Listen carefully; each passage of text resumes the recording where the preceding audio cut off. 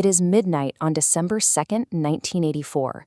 A loud safety siren rips through the freezing air in Bhopal, India, startling awake thousands of families living in the densely packed slums surrounding a massive pesticide plant. But minutes later, the alarm goes quiet.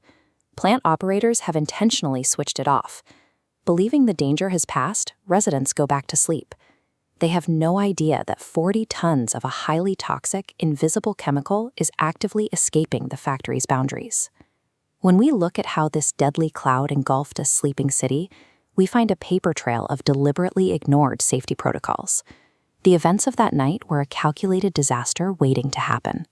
To understand why a chemical plant of this scale was sitting in the middle of a populated city, we have to rewind to the 1970s. The Indian government was aggressively pushing the Green Revolution to boost crop yields, and that required a massive supply of agricultural pesticides.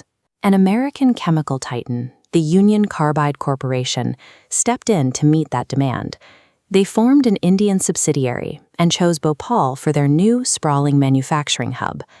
The core ingredient for their pesticide was a chemical called methyl isocyanate, or MIC. MIC is extremely reactive and highly toxic. If it ever mixes with water, it triggers a violent heat-producing reaction. Because of this extreme volatility, there is a strict rule for handling liquid MIC. It must be stored constantly at 0 degrees Celsius to remain stable and safe. On paper, the Bhopal facility was built with state-of-the-art defenses to maintain those precise temperatures and prevent leaks. But those heavily engineered protections would soon face aggressive corporate cost-cutting. By the early 1980s, India was hit by severe droughts. Crops failed, farmers couldn't buy pesticides, and Union Carbide's profits in Bhopal plummeted. To stop the financial bleeding, management started slashing operational costs. They fired highly trained supervisors, replaced them with cheaper labor, and left safety manuals untranslated for the local workforce. But the deepest cuts hit the machinery itself. This diagram shows the cross-section of Tank 610, which held over 40 tons of MIC. In 1982, to save money on electricity bills, management permanently turned off the massive refrigeration unit attached to it. The MIC inside was left sitting at room temperature. Next, they targeted the exhaust systems. As you can see on the outflow pipe, they intentionally shut down the vent gas scrubber. This was a critical piece of equipment explicitly designed to neutralize any escaping toxic gas by showering it with caustic soda. Finally, they disabled the absolute last line of defense. They severed the connection to the safety flare tower, a massive structure meant to incinerate any gas that made it past the scrubber. They claimed it was down for maintenance and never turned it back on. By late 1984, the corporation had systematically stripped away every mechanical failsafe. To save a few dollars a day, they turned a complex, highly dangerous chemical storage facility into an unshielded hazard. That financial math caught up with them on the evening of December 2nd. A worker was handed a routine maintenance assignment: use a water hose to flush out a series of clogged pipes.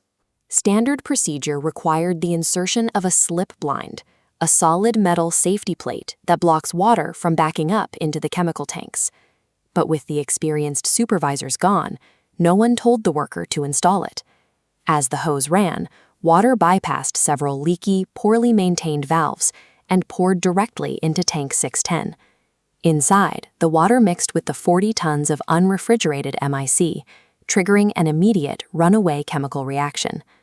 At 11:30 p.m., workers noticed a minor leak and felt their eyes burning. But minor leaks had become so entirely normal under the degraded operating conditions that the crew decided to take a tea break before dealing with it. While they drank tea, the heat and pressure inside Tank 610 skyrocketed. At 12:15 a.m., the concrete slab above the tank cracked. The safety valve finally blew open.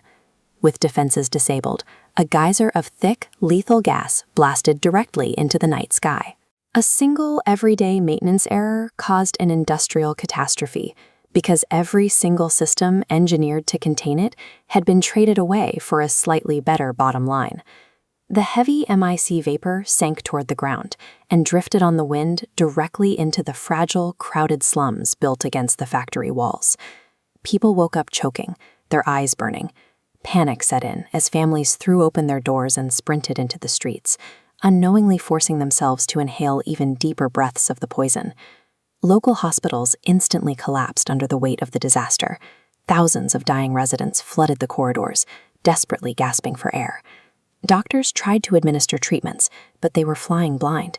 When asked for the exact chemical composition of the leaking gas, Union Carbide officials refused to release the information. They claimed the formula was a trade secret, actively denying medical staff the knowledge needed to find an antidote.